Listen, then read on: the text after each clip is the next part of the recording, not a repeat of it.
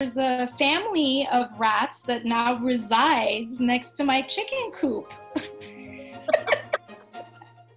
And people are like, why don't you use like those poison, rat poison, or the sticker things that they stick on? And I'm like, you know what? I just can't, like, they remind me of Ratatouille. I go in their coop.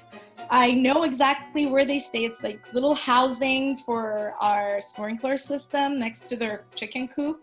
And that's where they take all the whatever pieces to make nests for themselves in there. And they...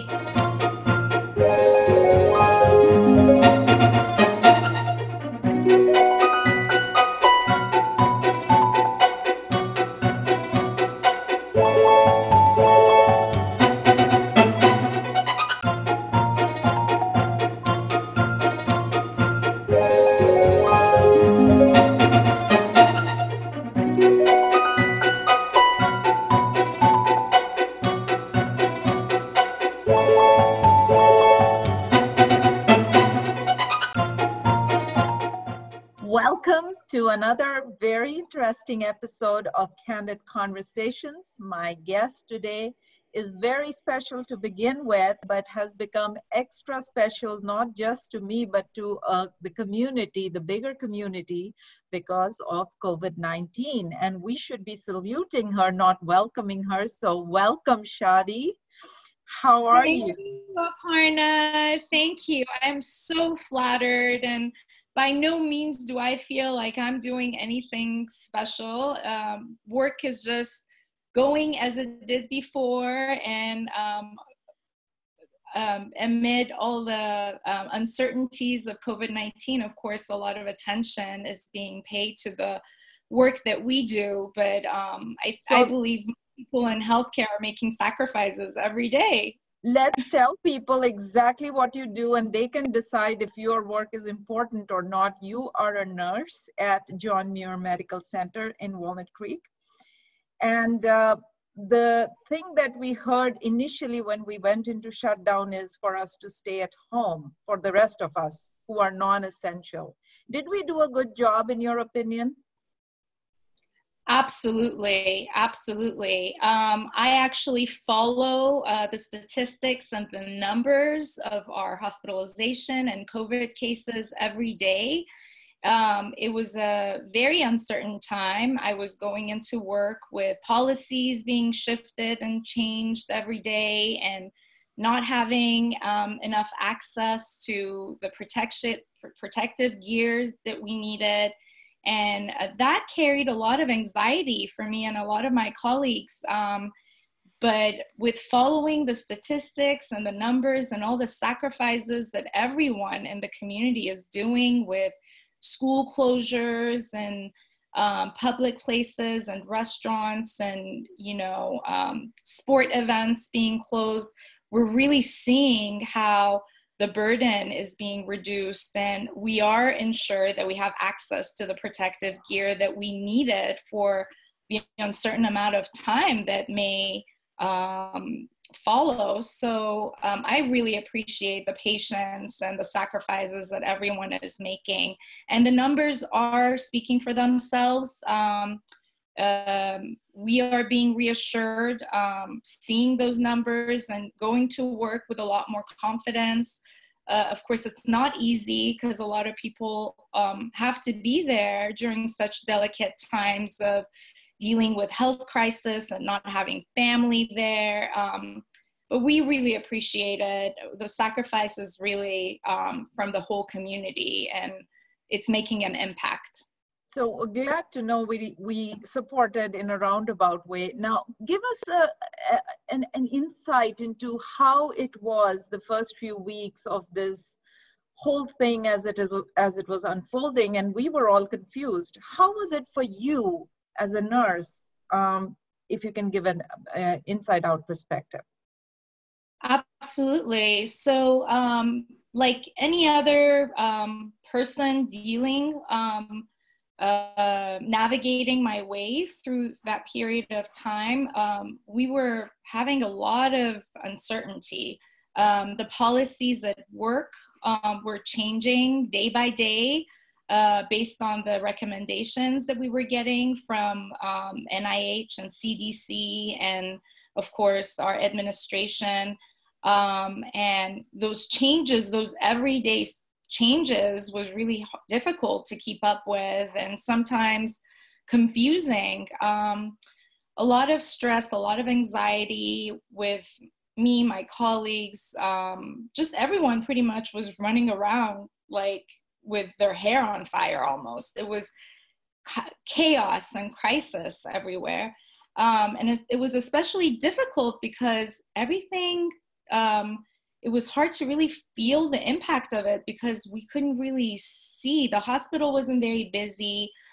We still had a lot of beds available. We couldn't really viscerally feel the impact. It was just kind of this feeling of impending doom.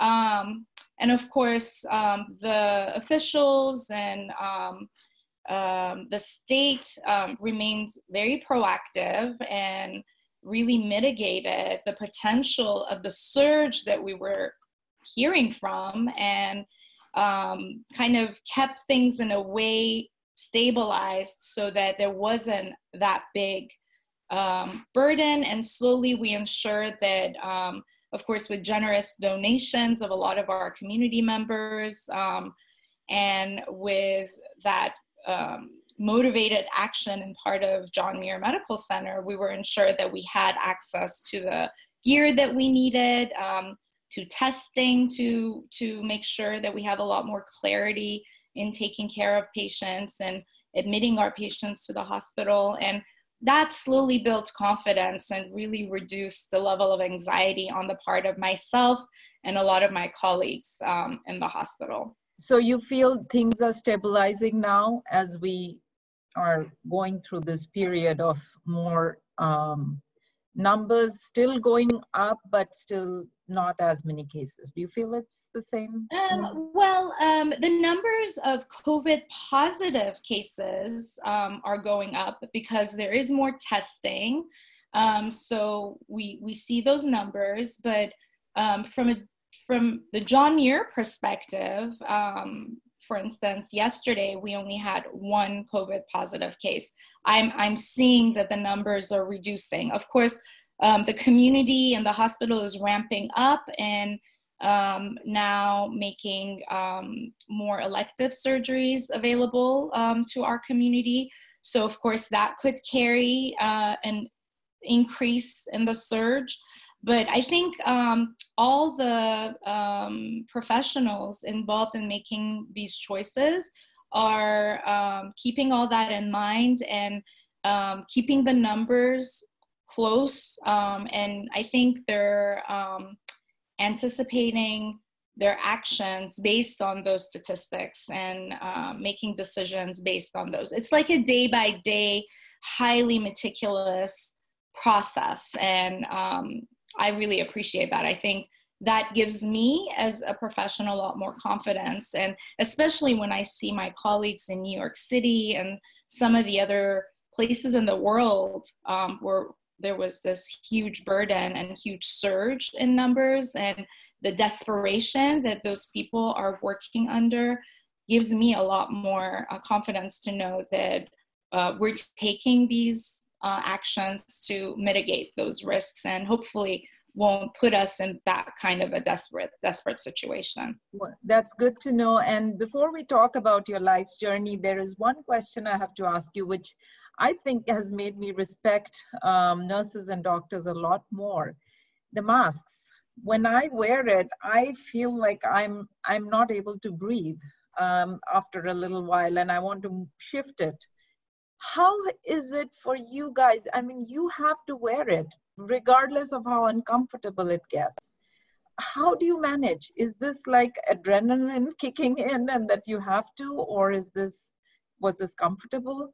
I mean, explain that. Yeah, so I feel like personally for me, I was really proactive in wearing it at the beginning in particular.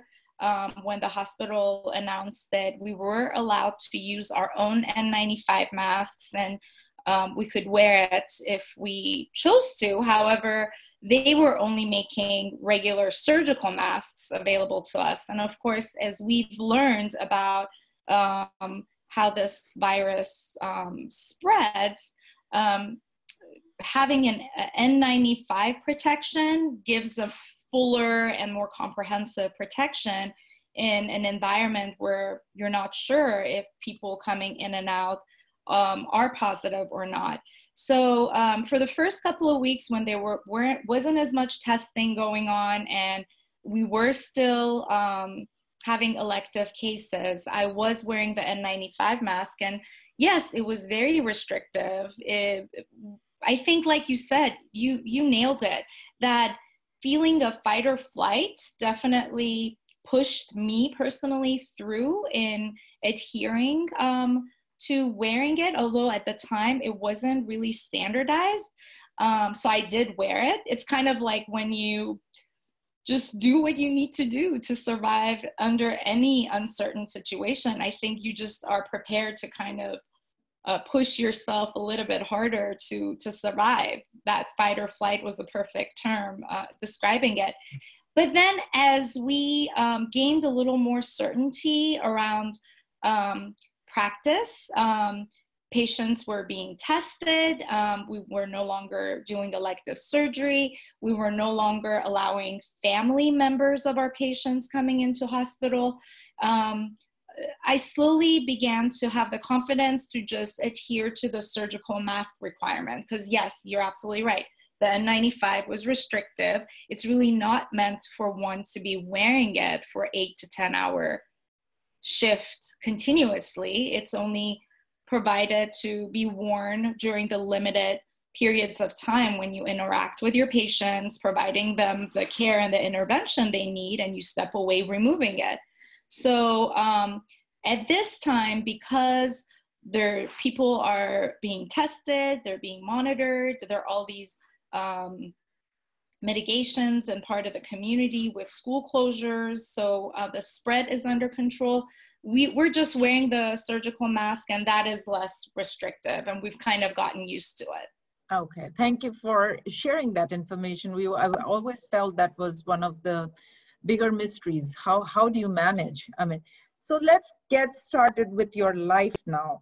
You wear a ton of hats. I mean, not just mom and daughter and wife. Those are stuff that we all do, but PTA, a triathlete, nature, animal, health advocate, nurse. How do you, first of all, manage to have these many things going on? And obviously, Shadee started as a little girl, so you have to take us back to that little girl. And what was the point, or who was the person who made you who you are today? It's such a privilege to have the opportunity to reflect back and kind of ponder on that, because it's such a deep question. The short answer to that is what made me is the combination of people and experiences that I was so randomly subjected through throughout my life. And I was born here in the United States while my parents were international students in University of Washington in Seattle. And back then, a lot of Iranians who had the means and the privilege sent their children abroad to get education. And that's how I ended up being born in the US. And once my parents' education completed, they went back with the intention to spread their knowledge to their country and, of course, serve their country. But as uncertainty kind of spreads in all places and all over the world, we were faced with the revolution in Iran.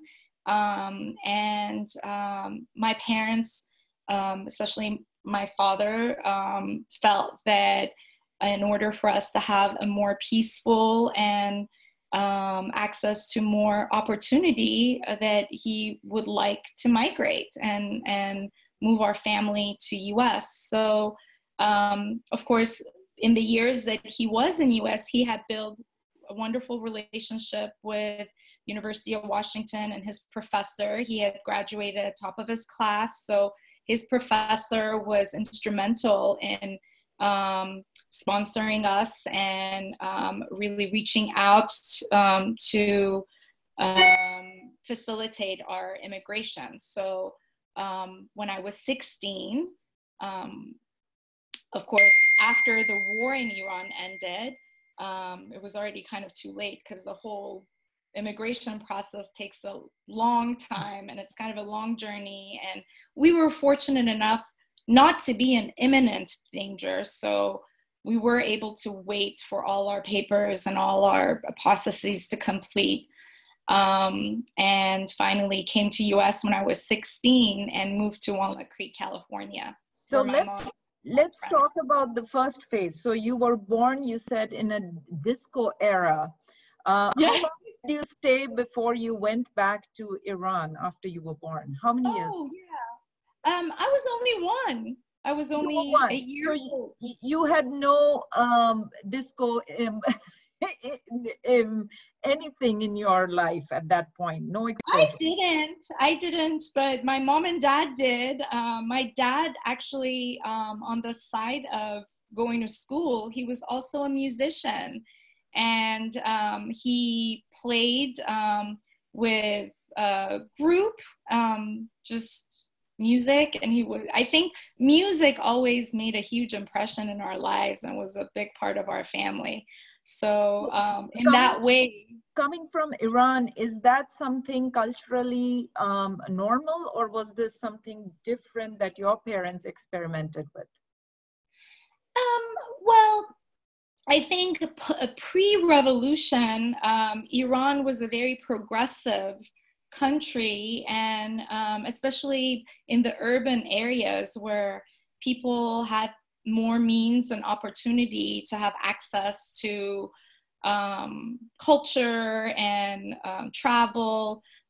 Definitely, it wasn't something new. My father actually, his grandfather was a renowned musician and pianist who, you know, he was influenced by growing up. So no, music was something that was always in our veins and a big part of growing up in my family. Okay. And this is not just traditional music. We were highly experimental and open to just all sorts of culture and influences. Yeah. And that's the best way to live life, when you experience different cultural groups and their ways of life. Growing up in Iran, it has to be different. There have to be some elements that are different than life in the US. And you went to school there, obviously started your schooling there. Describe for us that life up to age 16. How was it? Did you feel restricted in any way, or was it open in your home as well to experiment? Yeah, it was quite an interesting experience because I think my family, and especially my parents, kind of dealt with it in a way that made it less abrasive and uncomfortable. I think we were always taught to be very accepting of different values and different beliefs. And even though the government wasn't very receptive and accepting of our more progressive views of life, and I grew up in a very secular family, which was kind of shunned in the Islamic kind of a society, we were always very respectful, and we actually participated and welcomed great aspects of community that came with being part of that life. So my growing up, of course, despite the fact that there was a war going on and country had just gone through a revolution, was very lovely because we were very close to family. We were surrounded with their love and gatherings, and I think that closeness to family always kept a peace and harmony in my life, which I remember fondly of those years, despite the missile attacks and the war and the uncertainty and, you know, all the harsher things in life. Was there ever any fear, fear for life, fear of losing family when you were there? I think I didn't endure that. I think that was a burden that my parents, because I was too young to really process it. And my family, my mom and dad, I think deliberately kind of protected us from that fear and perhaps created a kind of a false sense of security. And of course, knowing that we weren't the only one going through it really gave us that confidence to kind of just chug along and live life. So that burden wasn't really on me. I enjoyed my friends. When I think back of my childhood, I don't necessarily think of feeling anxious so much. You know what I mean? I had a lovely childhood, and I'm very grateful for my parents to have created that security for me, even though it was kind of false, and there were people who were losing their lives at the time, unfortunately, on a daily basis. So you talked about your parents being secular, and one interesting thing I noticed was that your sister is named Shiva, and Shiva is a Hindu god. And how did that name come to be? Is that a norm was that a norm in Iran at that time? So Shiva, I think, does have the Sanskrit origin, and it is named after a Hindu god. However, in Farsi, Shiva means well-spoken, and it also has other meanings in Farsi.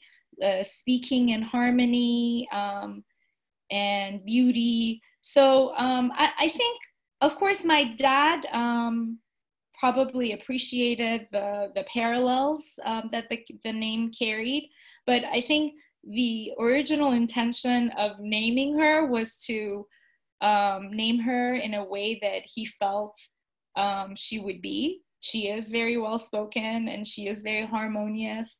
And also the fact that it was easy to pronounce. So I think my dad also always thrived to make sure that in life we weren't so challenged with difficult names, so that no matter where we are, our names are easy to pronounce. I think.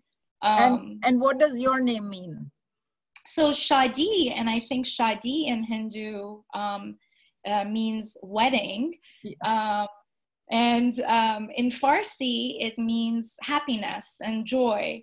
And I think there's a lot of parallel with that, in that you always hope for a marriage to be joyful and be a source of happiness. So there are a lot of parallels. But Farsi and Hindi and have a lot of the Sanskrit roots.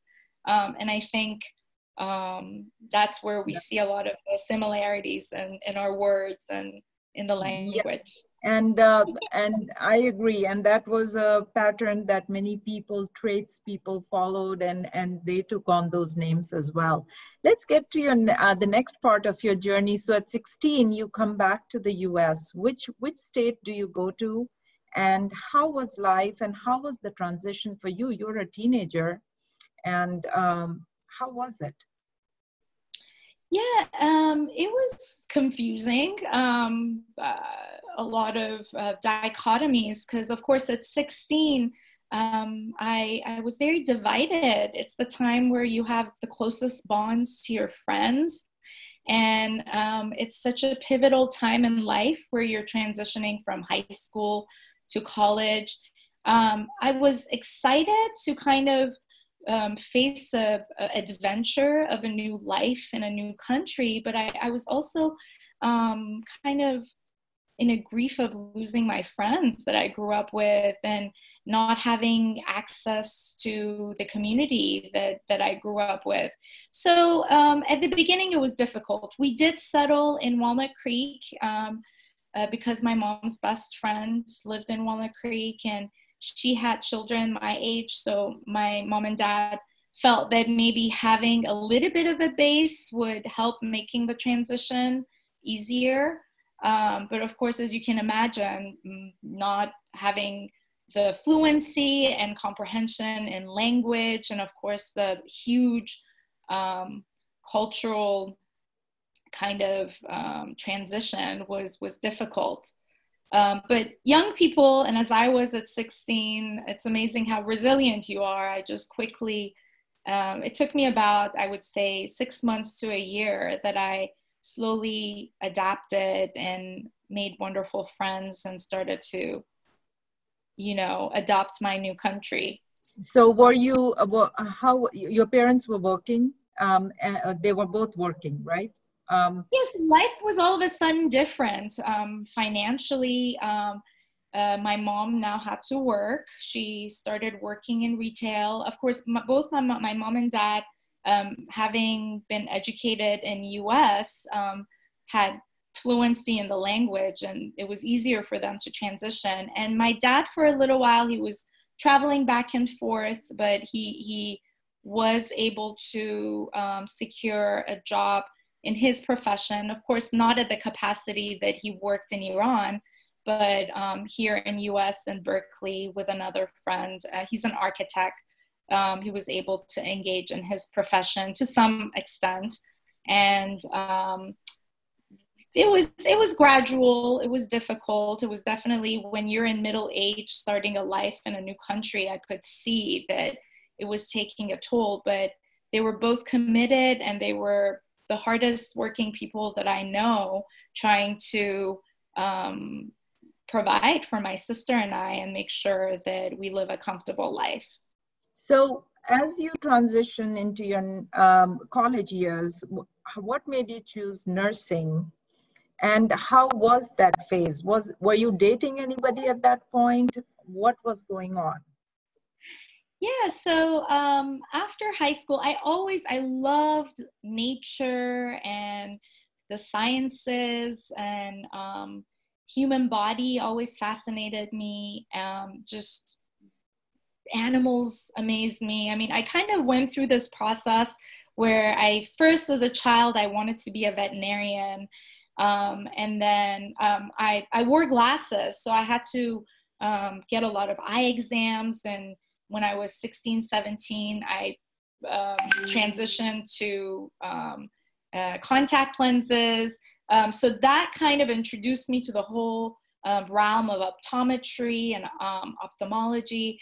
I wasn't a stellar student, though. I never had the patience for hitting the books and studying super hard and being limited to books and classroom. I was more of a doer, if I can call myself like a worker bee, and someone who learned by just going through the process in a physical way. So I just kind of had to be honest with myself. And we had those conversations with my dad because, as you know, a lot of immigrant families have this aspirations for their children to become doctors and engineers and PhDs and, attorneys. That's the aspiration. And I can totally appreciate that because you make a lot of sacrifice for your family to gain access to opportunity. But at some point, I kind of went the route of pre-med and pre-optometry when I was in my first 2 years of college at DVC. I transferred to DVC after graduating from high school and worked at Eye Exam 2000 for a couple of years. So I kind of got a little deeper understanding of what optometry was like. I also volunteered at John Muir Hospital at the time as a student volunteer. And the combination of all those experiences kind of prompted me to really appreciate the nursing profession, my volunteering, and also this feeling that I wanted to, in some way, be source to alleviate pain and suffering in people. I think I always felt this urge to do that. So you felt that that was your calling. You really felt that you were gravitating towards a profession like that. And definitely. So it was not like somebody in the family was in the healthcare profession before you. Not at all. Looking back, we have no one in healthcare. And I was actually kind of one of the first people in my family in the healthcare profession. My cousin, who was my age, he also pursued profession in healthcare. And so did I. But prior to us, there wasn't anybody in the healthcare profession immediately that influenced me. Okay, so then before we talk about your dating and meeting your husband, how about your sister? How did she adjust to life here? Was it as easy for her? And is she your younger sister? Yeah, she is my younger sister. So she adapted easier because she was younger. She was 10 when we moved and I was 16. So transition for her was a lot easier. And she was outgoing. I feel like I was a little more reserved. And at 16, you can imagine being older, transition was more difficult. But for her, definitely it was smoother, and she was able to integrate herself really fast through school and the school community and dance. She had a huge interest in the arts and dance, so she was engaged in her in the drama and in her dance teams at school, and that made transition really easy for her because that community is very bonded and very close and tight knit, and you don't really need to talk. You interact, you dance. It's through music, so you express. So who got into trouble more with the parents, you or your sister? I feel like my parents were always they had boundaries, but they were also not too restrictive. They gave my sister and I a lot of freedom. I feel like there were unspoken rules, but neither of us really rebelled. I feel like we both appreciated the sacrifices that our parents, and I have younger parents as well. My mom was only maybe 22 when she had me, and my dad was 28. So we kind of grew up together.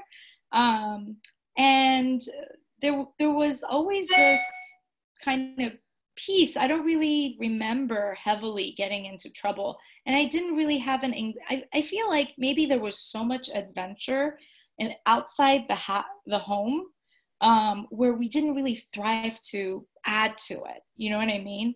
With the war and with the migration and just all those uncertainties kind of took the urge away for us to rebel. I think I would call my biggest rebellion choosing to be a nurse. That was my rebellion. It was. That was a good one. Yeah. Like dyeing your hair green or something else, tattoos. I don't know. There are many teenager or piercings. Okay. Yeah, that was my rebellion. So no, we didn't really rebel too much, and they were very permissive. So I feel like maybe if you are permissive, the kids aren't as inclined to rebel. I don't know. I guess so. It just seems like it. I mean, that was the case in my family. Well, tell us how you met your husband. You met your husband at some point, and you have to tell us all the. So my beautiful family is back there. That's my husband. I don't know if you see that. Yeah, we can a little bit. So Sean and I met when we were in school. He had already graduated from undergrad, and I was at DVC, and he was coming to study for his GREs at the library. And we were all kind of we knew the same people, and we were all kind of part of the same circle of friends. So we were friends for a few years, and a few years later, when I had started nursing school, and he at the time used to do research at UCSF and applying for grad school, trying to figure out what he wanted to do. And during the years of me going, I went to USF for nursing school, and he worked at UCSF. So we had a lot of opportunity to get to know each other and just deepen our relationship and love. And we make plans for the future. And at the time, we decided that we wanted to get a little more achieved before making a family. And our parents were very supportive. So yeah, that's where we met, and we slowly built that relationship, and finding that my parents were kind of adoring of him, and his parents really approved. And he happened to be Iranian as well. And I think maybe that was my question. Did he go through the same journey that you did? I mean, being born here, going back, then coming back. Did he have to go through the same thing, or was he? He wasn't born here. His journey was different. He had come when he was 13, so slightly younger than I was, and he wasn't born here. But some similarities, but he had already gotten a little more established with his family here. And I think maybe those similarities helped in how we related to one another. And, you know, over time, we kind of built on that relationship and started making plans to have a future together. And we've been married now for 22 years. We're celebrating our 22nd anniversary in June. And congratulations. Yeah, cool. So where did you get married? Which state did you get married in? Here in California? Yeah, here in California. We haven't really, we have had conversations about moving and exploring opportunity outside California. But I think, again, when we sat down and really thought about it, and seeing how our parents had gone through so much getting us here, we always ended up talking ourselves out of it, and really being committed to keeping us together here. So we've stayed here, and our parents from both sides are here as well in California. Yeah. And that helps. So why San Ramon? Of all the cities, I know you moved to Walnut Creek when you moved here. So how was it that you chose? And we are very lucky that you chose San Ramon. We'll talk about your PTA journey, but why San Ramon? So, Sean worked in Silicon Valley, and I worked at at the time I was at Stanford as well. And when we decided to buy a home, we wanted to settle in a place where it was kind of halfway point between Silicon Valley and where my family lived and where his family lived. And his mom and dad lived in Danville, and my parents were in Concord. And he worked in Silicon Valley. And his sister at the time lived in San Ramon. She's in Danville now. But I think we just kind of gravitated towards building our life in a place where it was close to family. Again, I think both of us had enriched our lives in so many ways, being close to family, that we felt like if we decide to have children, we definitely want to enrich their lives, being close to grandparents and aunties and uncles. And we were kind of mimicking that. So San Ramon ended up being the place because it was like a perfect halfway point, and of course access to all the beautiful open spaces, and kind of being a hub helped in that decision.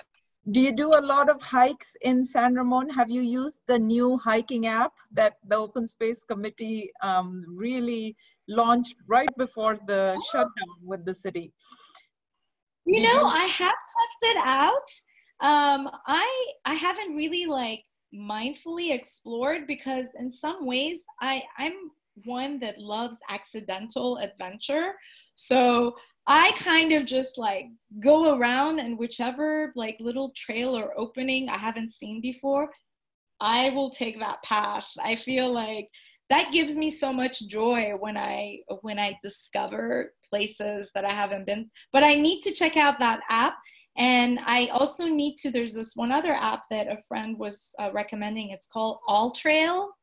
That's yes, there is that's one. one that's like, I think it's national or something, or maybe even global.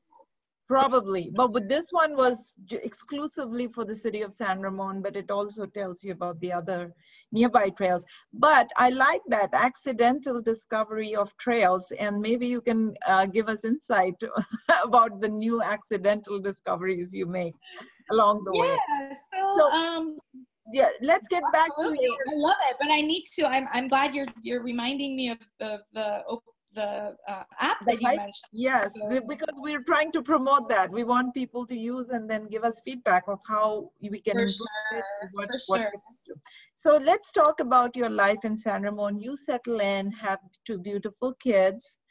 Do you have dogs or cats? Are you a dog family or cat family, or all animal family? No, we don't have any cats or dogs. We had a guinea pig for 6 or 7 years. We started small. My husband is not a big fan of having a pet. He loves animals, but he has this thing about like having animals in captivity. So he has always talked us out of getting a pet in that way. He's also very allergic to cats, so I haven't been able to bring a cat in. But we had a guinea pig. Well, actually, it all started when I would rescue rats from his laboratory. I would tell him he was doing like research on ganglions and things like that on these poor little rats, and I'd be like, "Can you bring me one?" So that was my first pet in US, was a little rat that he brought for me from who he rescued from dying from his laboratory. And then I kind of gained a passion for rodents. I had hamsters for a while, and a guinea pig and a rabbit. And now I have 3 chickens.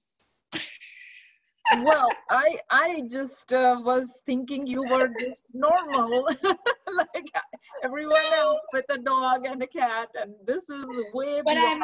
But I'm a great dog sitter, so I frequently dog sit. That's like my way of decompressing the urge to have a dog. I'm the auntie for all the dogs my friends have, and I'm a source where they reach to when they need dog sitters, when they travel and things like that. So I dog sit my friends' dogs. So have you saved a whole lot of rats? Do you feel you've accomplished your goal, or do you feel there's more to? Well, I have to share a funny story, because there's a family of rats that now resides next to my chicken coop. And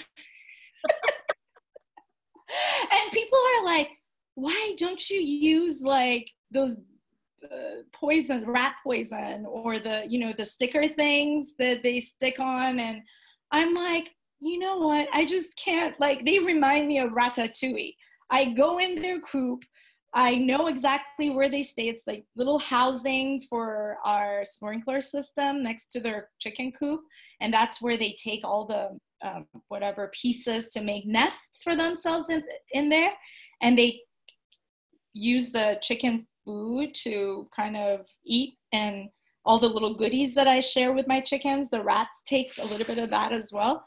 And then I open up the housing, and there's like a little family of rats looking at me, and I hear them like at nighttime through the shrubs and things like that.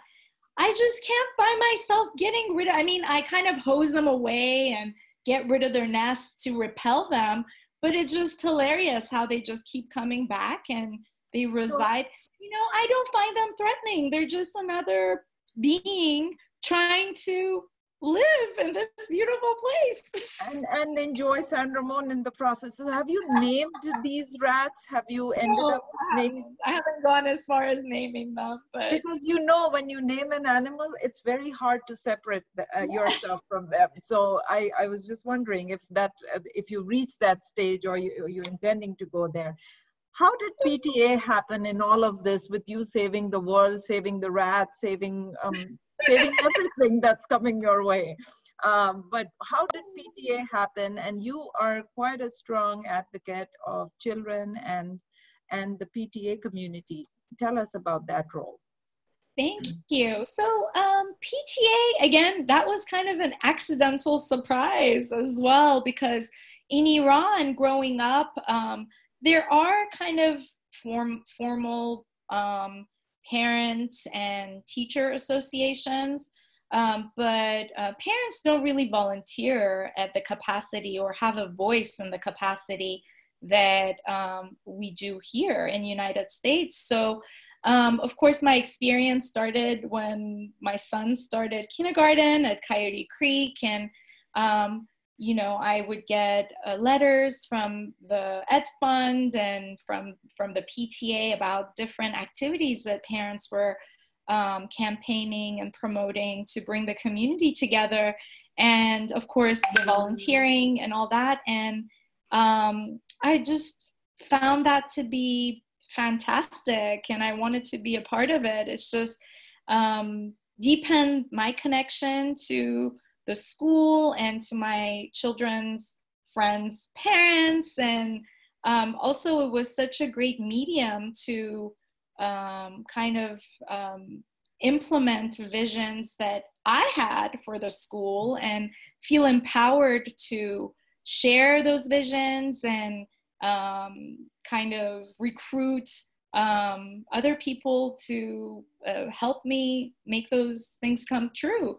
And I really found that to be a wonderful privilege and opportunity. And it continues my collaborations. And you started small, but then expanded your role, and you made a difference. But life happens, and life happened to you as well. And let's talk about that. How was it when you discovered that you have breast cancer?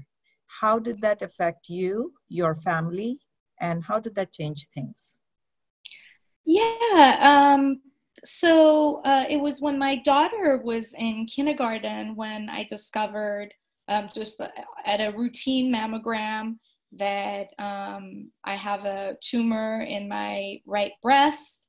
And of course, you know, like any other sudden surprise, you know, I kind of was in shock and disbelief of it. It was life-changing. A lot of the feelings that I went through at the time remind me of what I also experienced going through this pandemic.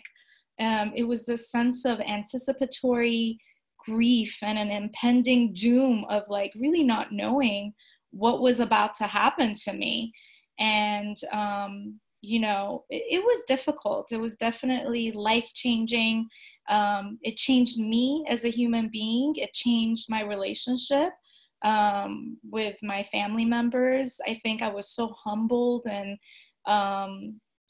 just like in awe of the unbelievable support and outpour of love from them, their patience. I was cranky, I was impatient, I was angry at the world, and it took me a while to come to full circle and really just give into it, lean into it, and just let it take me where, you know, it was going to. And I was fortunate enough again to live in a place where we have access to cutting edge technology and healthcare. And I was humbled to be in the hands of people that I had spent 12, 13 years working with. I mean, surgeons that I already had relationships with, and nurses that I kind of worked along their shoulders with for over a decade. I just kind of let them take care of me, and they did a great job. it's a tough thing to deal with when you have other people involved in your life, and but you're okay now. You are healing and you are helping others. Um, how are your children in all? I mean, are they also saving the rodents of the world with you? Are they in this partnership? And have you? Iranian culture is rich, very rich in traditions, in heritage. Have you gone back to Iran, or have they grown up with that information of how life was and how life is? Mm. They complain to me because they're jealous from their Indian friends traveling to India every summer to spend time with family. But unfortunately, just with the current political strains and, constraints and relationships with Iran, we have not been able to go back very frequently. I think last time I traveled was 8 years ago for a cousin's wedding. I haven't really been able to travel there with my family, and I don't have the confidence, unfortunately, to do so because of all the uncertainties. And as an American Iranian, I'm not really given that confidence. So no, I haven't gone back, and I really do look forward to things changing. That our life is rich with the Iranian heritage. I have the blessing of having my grandmother here that uh, influences and enriches my kids with our heritage in a very authentic way. She's very much involved in our life. She lives in Walnut Creek and we see her frequently. The kids speak Farsi to her with their broken Farsi. We get to eat her delicious Persian food and hear the wonderful stories that she has to share of her experiences growing up in Iran. But unfortunately, we haven't been able to physically go there, and we don't unfortunately see that in a Near future. Near future. Yeah, things are really uncertain, and that relationship has a lot of healing to do. Yes, and if something this pandemic has taught us, it is how uncertain things can be in a very short period of time. You never know, it may change for the better in Iran, and many people may be able to visit, not just Iranians, but living outside the country, but others who also want to learn and understand the culture. What would be one thing you would want your children to grow up with, an element that you feel is extremely important that they should imbibe in their adult life? Yeah, and I hope that to some extent they've adopted it.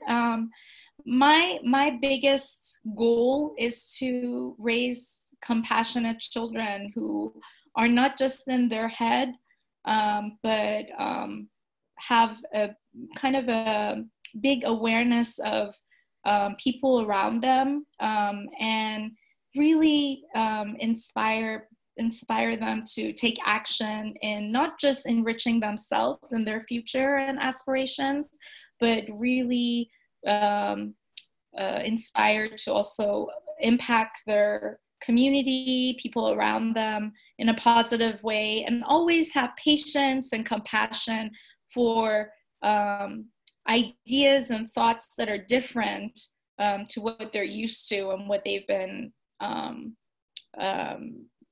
of raised with. I think that's where I see a lot of deficiency in this world, is that we have so much bias and prejudice, and we have this tendency, of course, and perhaps it's primitive, to always want to surround ourselves with what is familiar. And I appreciate that, especially in times of uncertainty and suffering. But what I have found accidentally, again, because it wasn't what I seeked, it was what came to me at times of desperation, is this abundance of gift that comes from places that you don't expect. And I really want to keep their minds and their hearts open into staying curious and open to finding those accidental joys. Life is an accidental journey. So was it by accident you discovered your passion for becoming a triathlete, and how did that happen? Well, I think, life just kind of gives you all these ideas, especially when you have the privilege and when you are in tune with it, right? So I moved to San Ramon, and of course, this beautiful open roads and open fields and not very much else to do at the time. This was 15, 16 years ago, before we had the city center and, all the, activities and cultural kind of options. And a friend of mine who was a nurse that I worked with was talking about starting to run triathlons. And I had jokingly told Sean, my husband, how I've seen people riding up their bicycles up Mount Diablo and how I really want to do that. That seems like a fun thing to do. And he like just brushed me off and said, oh yeah, first of all, that bike of yours is not going to work out for going up Mount Diablo. Secondly, that uphill you're never going to make it up to the top of that hill and or mountain. And I don't know, maybe like deep down inside, when somebody tells me I can't do something, the accidental side of you comes out. Yeah. So, and then my colleague saying that she was running for a triathlon, and I learned that triathlon doesn't always mean Ironman. Like, you can run a triathlon in shorter distance. And I had just had my daughter, and I was looking into getting into shape. So I signed up with Team in Training, and the whole message of raising money for leukemia, lymphoma really resonated. And I had, of course, family that had endured cancer and wanted to contribute in some small way to that cause. And starting to train with Team in Training was kind of a way to get in shape for a good cause and reach my goal of going on top of Mount Diablo with my bicycle. And it paved the way for you to think that even if things seem impossible with the difficult terrains, you can accomplish what you set your mind to. Absolutely. And I owe a lot of my endurance through my cancer journey to my triathlon training. I remember when I first did my long swim in the bay. We used to go to the aquatic park and do a lot of our training, and to Shadow Cliff as well in like 50 degree, 48 degree water in our wetsuits. And of course, your body is kind of warmed up with a wetsuit, but your head and your face is exposed. Then everybody jumps in the water, and you have this feeling where people are kicking you and everybody's trying to get ahead. There's this moment of kind of fight or flight, right? But all of a sudden everything gets calm, and now you're just moving and propelling forward. And you kind of get into that meditative state. And that training definitely gave me a lot of endurance through my cancer journey. And now I can run triathlons like I did used to before, but just moving through obstacles in life just to kind of get out of your head and start getting into this Zen mode of doing what's needed to thrive. And it is very empowering. Let's talk about your life now and how things feel now that you have some time to reflect back and you've gone through these few weeks of confusion, of uncertainty, having to deal with illnesses, seeing patients. How does life look to you overall? And where do you see yourself in the next 10, 15 years? Mhm.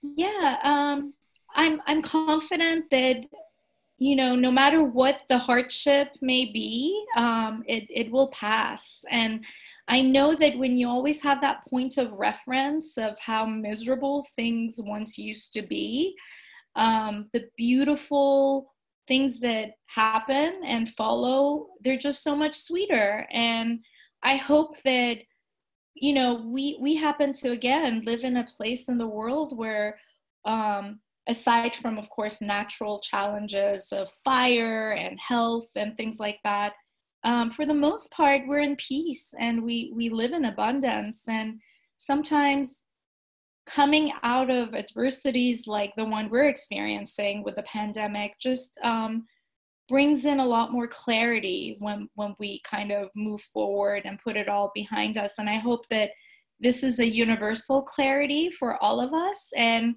that when we move past it, we live lives that are less kind of reactive and more mindful and just conscious, a more conscious life. I think that's the word that I was looking for. And I really want to invite everyone to live a more conscious life, even going through the pandemic, you know, just being present with each other, making just little gestures and even an eye contact just to see who's next to us and make those connections. I think those bonds and connections are what give our lives so much more color and joy. And I see that maybe after all this is going to lend to a more of a universal heightened consciousness. And it's funny, you mentioned the eye contact part. I have noticed ever since we started putting on our masks, the eye contact seems to have diminished quite a bit. It's not the virus is spread through the eyes. You can actually make eye contact and acknowledge. I feel the human bonding has also distanced a little bit with this. Maybe it's the uncertainty. People are getting adjusted to the new way of being in public. Shadee, it's been an honor to have you come and speak. And I'm sure I'm not alone in thanking you and all the nurses worldwide and doctors for what you have done and keeping us in the best of health at a time when many of us didn't even know we were falling sick or unhealthy, and being there. Really appreciate all the work that you have done over the past few weeks and still continue doing. So thank you so much. Thank you, Aparna, for this opportunity and for letting me have this outlet. I enjoyed it. Thank you. Thank you.